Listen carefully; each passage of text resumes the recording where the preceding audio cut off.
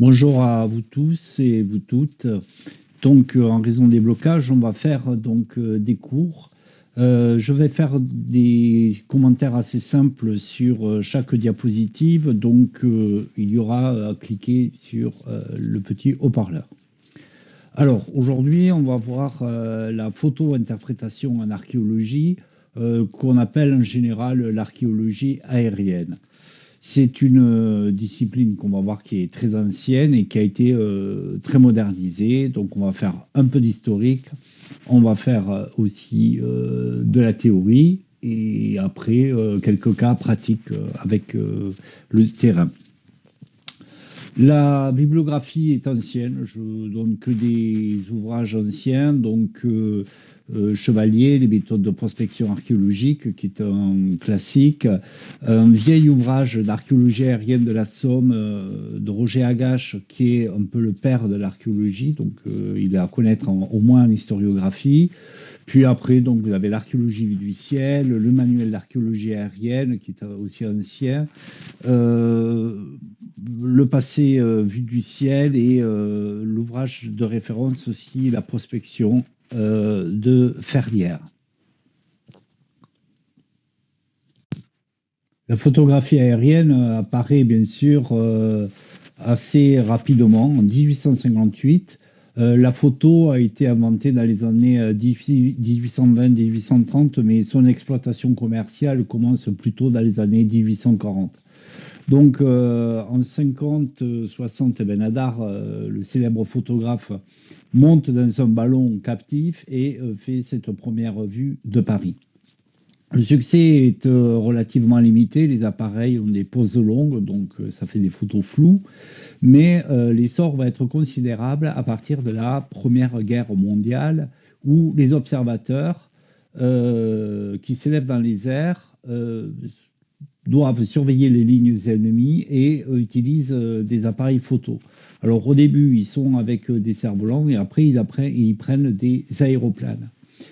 Parmi ces observateurs, un sort du lot, bien sûr, c'est le père Poidebard, qui va devenir extrêmement célèbre parce que il comprend que au-delà des lignes ennemies, des voies de circulation et des tranchées, on distingue au sol des lignes plus anciennes qui s'avèrent effectivement être des vestiges de l'Antiquité, en général des voies romaines ou des villas romaines.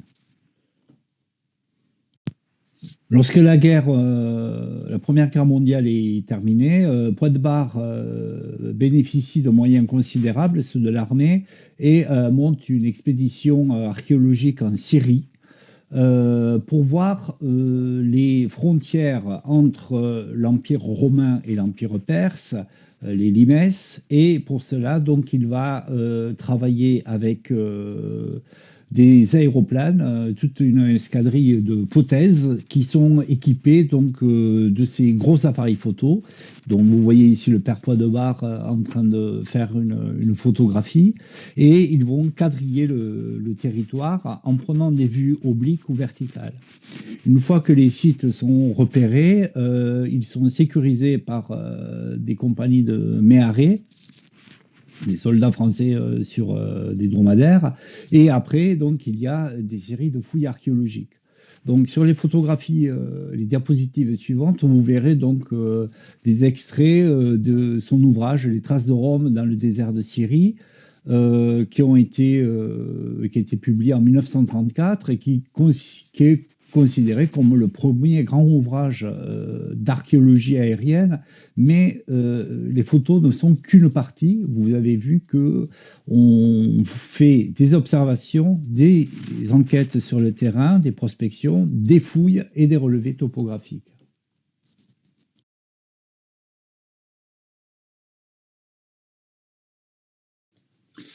Ce qui est remarquable dans les travaux de Poidebard, c'est qu'on voit là que la photo-interprétation ne sert pas uniquement à la prospection, c'est-à-dire de chercher et de découvrir un site archéologique, mais de l'étudier. Les prises de vue verticales permettent, avec l'aide de topographes et de mesures précises, de refaire un plan et une interprétation du site. C'est pour cela qu'on emploie souvent le terme de photo-interprétation. Donc sur cette image, vous voyez un site donc, de Telmouezar qui est composé de différentes choses. Vous avez à gauche un rond, un carré à droite et puis des espèces de lignes plus ou moins qui ressemblent à des tracés de chemin et après des lignes un peu plus segmentées de petite taille dans la partie inférieure à droite. Donc en fait, ce sont quatre sites archéologiques. Le plus ancien, il est à gauche, c'est une ville circulaire qui est probablement de la protohistoire. À droite, vous avez une structure carrée qui est peut-être un camp romain ou de l'Antiquité tardive ou du Haut Moyen Âge. Et puis dessous, donc, vous avez des séries d'habitations beaucoup plus récentes. Sur la deuxième diapositive suivante, on voit le site de Tel Brak, toujours en Syrie, avec Pointe-Bar. Donc là, c'est la phase numéro 4, c'est-à-dire phase 1, survol et détection du site, 2, étude des photographies, 3, prospection, c'est-à-dire on va sur le site, et 4, sondage, et 5, c'est la fouille. Donc là, ici, par exemple, vous avez des séries de tranchées qui sont réalisées aux angles et le long des murs pour essayer de voir la structure du site. C'était toujours des fouilles faites par les Français dans les années 1930. Ici, sur Kas El Air, c'est un site beaucoup plus complexe et là, on voit que c'est une autre dimension aussi du travail de Pointe-Bar et de ses collègues, c'est que c'est une archéologie territoriale. On ne regarde pas un seul site, mais on regarde un ensemble de sites. Donc là, comme vous voyez sur l'échelle qui est très longue, hein, on a un ensemble de sites qui sont alignés sur à peu près une trentaine de kilomètres, entre 20 et 30 kilomètres. Donc, à droite, vous avez, en bas à droite, pardon, vous avez un fleuve avec un barrage. Puis après, donc, vous avez des captages, des canaux qui irriguent toute une série de sites qui sont sur la gauche, les sites A et B. Donc B, c'est un barrage, A, c'est une série de jardins entourés de murailles, et puis il y a une agglomération avec un C, un site qui était un tumulus, une éminence qui s'appelait le Kassel al-Harbi, c'est le château de Harbi, et qui a été fouillé et qui est un des grands châteaux du début du califat omeyyade. Alors, ici, vous voyez la partie droite, c'est-à-dire en amont, le barrage qui est un barrage romain et qui a été modifié par les musulmans probablement au 7e siècle. Et vous voyez une photographie oblique, c'est-à-dire que là, l'appareil est incliné. Vous avez au premier plan l'aval de la rivière, puis le barrage, et en amont, tous les dépôts qui se sont déposés à la suite d'inondations successives. C'est un barrage route, bien sûr. Ensuite, là, vous avez une photo verticale du même site où l'on voit le barrage, la partie amont, la partie aval et la route, et en dessous donc tout le plan qui a été fait donc par les topographes à partir des photographies et de mesures sur le terrain. C'était connecté avec une voie qu'on appelle une voie romaine, mais le tètre est le mot est impropre, pardon. On arrive enfin sur le château de Harbi, le Castle Harbi, pardon, Castle, ça veut dire castrum.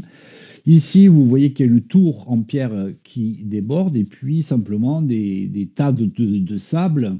Et lorsqu'il y a eu des séries de fouilles successives des années 30, 40, etc., il y a Champlerger qui a travaillé aussi, on voit donc la découverte d'un palais, château fortifié, qui était non pas de Romains, mais des califes omeyyades. Donc là, ici, vous avez une photo relativement récente, qui est une photo oblique, qui montre donc les vestiges débarrassés de leur sable. Alors la photographie aérienne est de plus en plus pratiquée, bien sûr, mais elle exige des coûts assez prohibitifs. Alors vous avez plusieurs méthodes. L'avion, mais l'avion coûte très très cher. Vous avez aussi la montgolfière et le dirigeable. Alors bon, ça coûte encore plus cher. C'est des techniques qui sont assez idéales parce que c'est des appareils qui sont très stables, qui ne bougent pas et qui permettent de faire des prises de vue de très très haute qualité. Donc ici, par exemple, c'est un site entouré de haies et de fossés. C'est en Auvergne. Vous voyez bien en rond qui apparaît. C'est un site qui est probablement de la protohistoire, peut-être du néolithique. Les taches noires que vous voyez dans les champs, eux, sont des problèmes liés à de la géologie. C'est les couches de terre qui varient en fonction de leur humidité, de leur composition.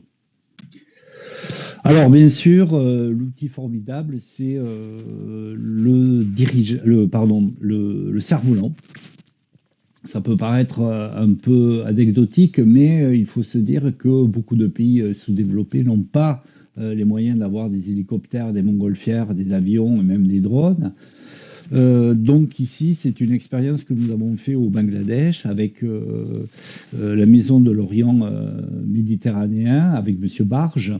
Et là, voilà, ici, vous avez donc un petit appareil photo muni d'une télécommande et un petit cerf-volant qui permet ainsi de faire des photographies. Je ne développe pas cet aspect-là, mais nous avons fait beaucoup d'expériences à partir de cerfs-volants très simples qui donnent aussi d'excellents résultats. D'une part, ça ne nécessite que très peu de matériel. Bon, un appareil à télécommande à bricoler, bien sûr, mais les résultats sont tout à fait étonnants. Toutefois, bien sûr, le problème du cerf-volant, c'est qu'il ne peut pas se déplacer aussi précisément qu'un appareil mobile.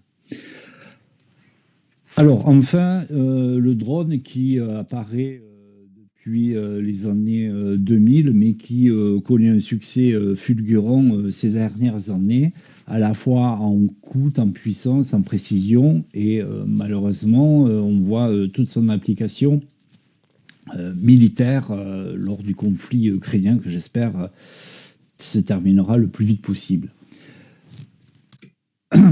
Alors, on va voir des séries d'exemples précis.